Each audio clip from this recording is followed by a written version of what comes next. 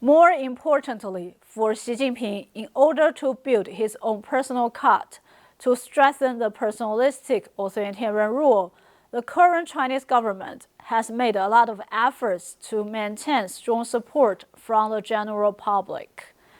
In addition to the aforementioned social governance tools, another important strategy employed by the current Chinese government to enforce personalistic rule is to cultivate a strong sense of nationalism among the public. Accordingly, actively shaping civilian support and guarding against potential challenges from societal dissidents is crucial for the regime. So, how does Xi Jinping construct Chinese nationalism? What are the distinct characteristics of current nationalist discourses? How do we explain the rise of these new discourses? In November 2012, Xi Jinping introduced the concept of the Chinese Dream, sparkling discussions among foreign observers about its meaning. Many believe that the introduction of the Chinese Dream stands in contrast to the American Dream, as the Chinese Dream emphasizes collective achievement over individualistic goals. In fact, in Xi Jinping's language, he indeed associated the Chinese Dream with collectivism. He asserted, quote, "To achieve the great rejuvenation of the Chinese nation is the greatest dream of the Chinese people in the modern times," unquote. This sentence emphasizes the unity of the Chinese people, with the great rejuvenation directly tied to building the nation's collective confidence. On July 1st, in 2016, during the celebration of the 95th anniversary of the founding of the Chinese Communist Party, Xi Jinping officially introduced the concept of confidence in culture and added it to the three confidences proposed by the former Chinese President Hu Jintao in 2012, and thus forming the four confidences.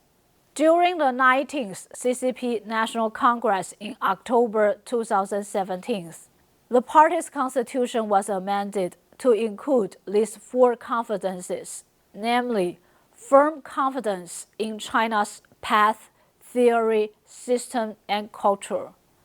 The incorporation of confidence in the nation's culture as a fourth element signifies that for Xi Jinping, Chinese nationalism encompasses not only the Chinese model, namely the institutional economic development and achievement emphasized by Hu Jintao era, but also the superiority of traditional Chinese culture and history. In other words, the nationalist discourse is grounded not only in the political system and economic achievement highlighted by the Chinese model, but also extends to the history and culture.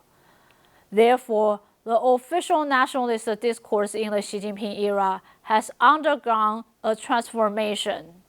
Xi Jinping frequently employs terms and words associated with nationalist sentiments and considered the rejuvenation of the Chinese nation as a primary mission of the Chinese Communist Party, a mission that must be fulfilled by the CCP.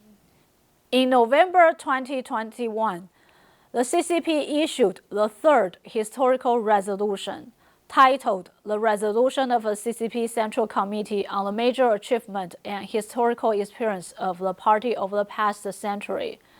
This document is another significant piece related to Chinese nationalism. Compared to the previous first two historical resolutions, this third one is very different. The first two focus on the conclusion of the internal debates within the CCP, but this third one is to emphasize the role of the CCP in the Chinese history. Derived from this resolution, it is apparent that in the official discourse of the Chinese government, The nation's achievement is closely connected to all the fightings done by the Chinese Communist Party. This resolution highlights the concept of the century of humiliation endured by China since the Opium War in the 19th century, and attributes the successful transformation of the fate of the Chinese people to the leadership of the Chinese Communist Party under Xi Jinping.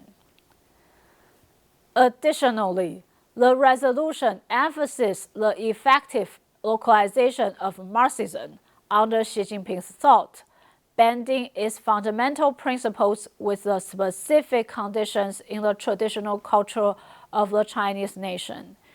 In other words, this resolution assigns the Chinese Communist Party a pivotal historical role in securing the glory of the nation.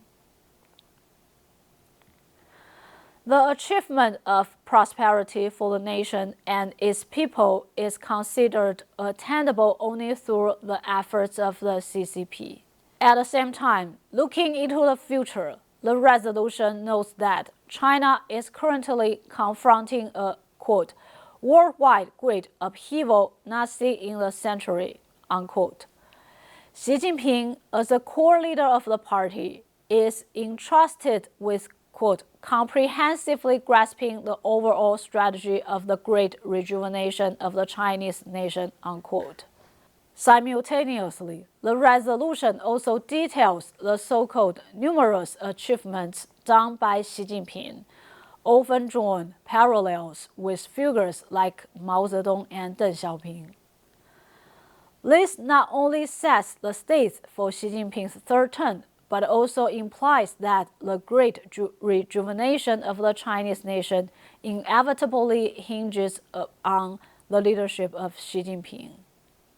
As the official nationalist discourse becomes more assertive, grassroots nationalist rhetoric in the society has also become more pronounced.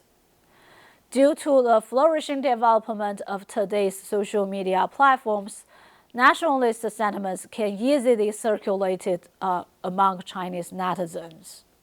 Alongside the rise of social media, the Chinese government has also begun actively using these platforms to deepen public nationalist sentiments, even tactically endorsing radical nationalist actions by Chinese netizens. For example, many Chinese netizens have repeatedly engaged in fierce debates with netizens from other countries. Some of these actions are even facilitated by paid internet commentators. Many of the aggressive nationalist discourse have not been censored or prohibited by the Chinese government. This trend indicates that the current Chinese government is more willing to witnessing the surge of grassroots nationalist sentiments and no longer views it as a factor that could jeopardize China's international reputation.